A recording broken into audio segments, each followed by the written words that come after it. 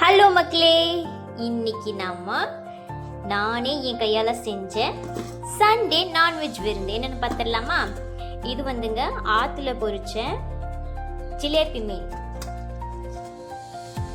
ஜிலேபி மீன் கேள்விப்பட்டிருக்கீங்களா? அந்த ஜிலேபி மீன் வறுவல். நெக்ஸ்ட் வந்து பார்த்தீங்கன்னா குழம்பு. இது பார்த்தீங்கன்னா குடல் குழம்பு. குடல் இருக்கு இல்லையா, குடலில் நானே என் கையால் செஞ்சு குடல் குழம்பு. எல்லாத்துக்கும் கோல்டுங்க, அதனால குடல் குழம்பு. நெக்ஸ்ட்டு இது வந்து கொங்கு நாட்டு ஸ்டைல்.